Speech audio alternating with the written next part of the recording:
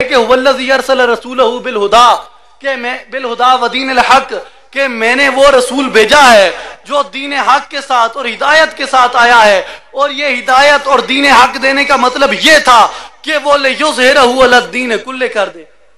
اب لیظہرہ علی الدین کلہ کا مطلب کیا ہے؟ یظہرہ کہاں سے نکل رہا ہے؟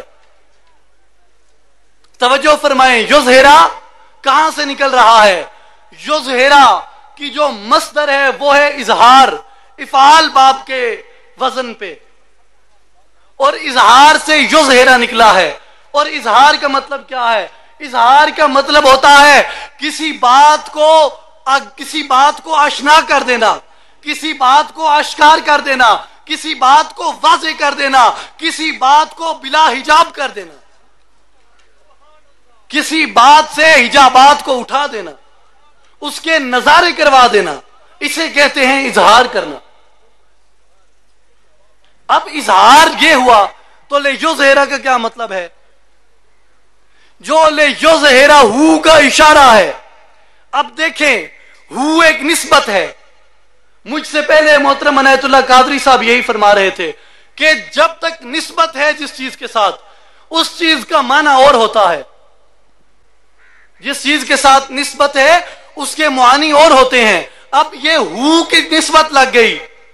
دیکھیں، اللہ نے فرمایا رسولہ ہو، رسولہ پورا لفظ، اور اس سے آگے جو ہے اشاریہ ہے۔ اشارہ کس طرف کرتی ہے؟ ہو۔ اس ہو کا جو اشارہ ہے وہ آیت کریمہ کی ابتدا میں جو ہوا فرمایا اس کی طرف ہے۔ اب ہوا سے کیا مراد ہے؟ ہوا الذی، ہوا ارسلہ، اس نے بھیجا۔ ہوا کا کیا مطلب ہے؟ اس نے۔ ہوا الذی کا کیا مطلب ہے؟ اس نے کیا کیا؟ ارسلہ، بھیجا۔ بھیجا کیا بھیجا؟ رسولہ۔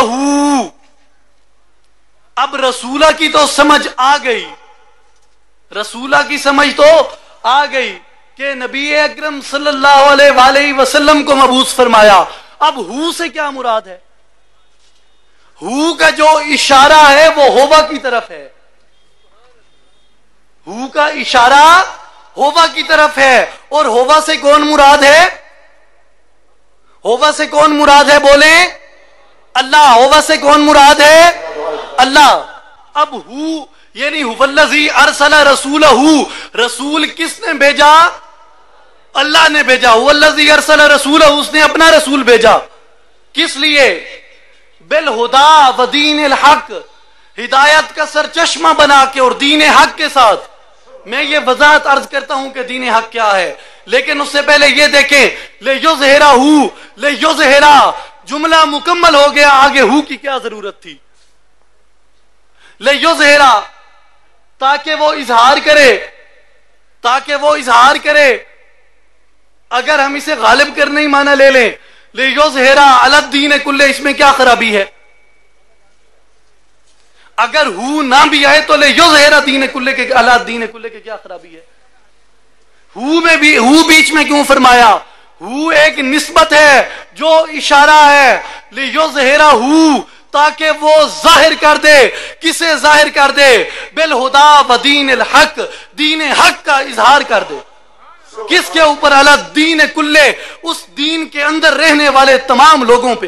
سبحان اللہ۔ دین کیا ہے؟ دین کیا ہے؟ ہو کی نسبت دیکھیں، دین کو دیکھیں، دین کیا ہے اور نسبت کیوں فرمائی؟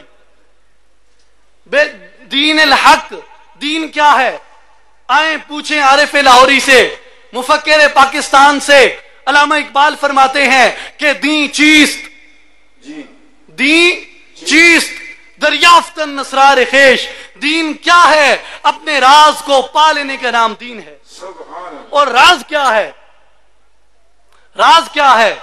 اللہ نے حدیث قدسی میں فرمایا کہ الانسان سری وانا سرہ، کہ انسان میرا راز ہے اور میں انسان کا راز ہوں۔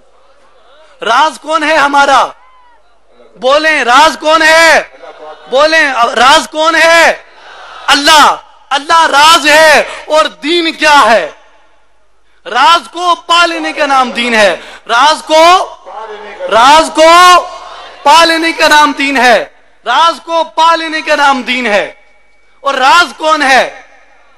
راز کون ہے؟ اللہ. راز ہے اللہ. دین ہے راز کو پا لینا.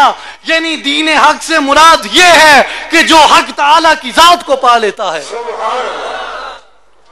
اس بات کا مظہر بنا کے بھیجا کہ لِیُظْہِرَہُ، وہ اس دین کا اظہار کر دے. اب میں ایک نکتہ اور بتا دوں.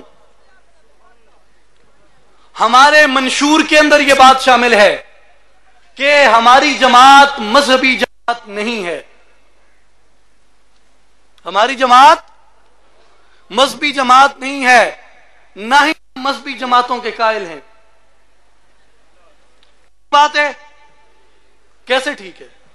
ہم نے تو مذہب کا انکار کر دیا. ہماری جماعت مذہبی نہیں دینی جماعت ہے. مذہب میں اور دین میں فرق ہے. مذہب میں اور دین میں فرق ہے. اب مذہب میں اور دین میں کیا فرق ہے دیکھیں. ہمارے معزز مہمان گرامی تشریف لائے ہیں، ہم ان کو خوش آمدید کہتے ہیں. دنیا میں توجہ فرمائیں، دنیا میں مذاہب بے شمار ہیں. دنیا میں مذاہب بے شمار ہیں، لیکن دین ایک ہے. قرآن کریم کے اندر دیکھیں، قرآن مجید میں اللہ تبارک و تعالیٰ نے کتنی مرتبہ دین کا تذکرہ فرمایا.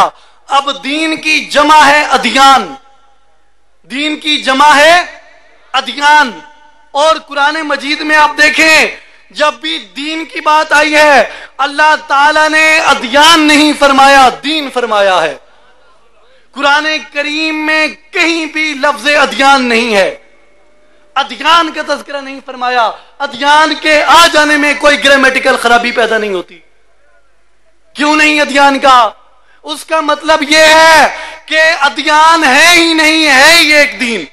اور دین کیا ہے؟ دین اس کی ذات کو پا لینے کا نام دین ہے. اور اس کا مطلب کیا ہے؟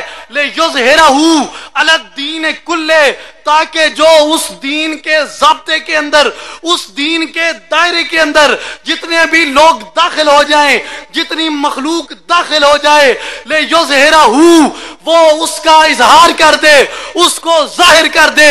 کس کو ظاہر کر دے؟ دین الحق، جو حق دین ہے، یعنی اللہ تعالیٰ کے انوار و تجلیات کا اظہار کر دے.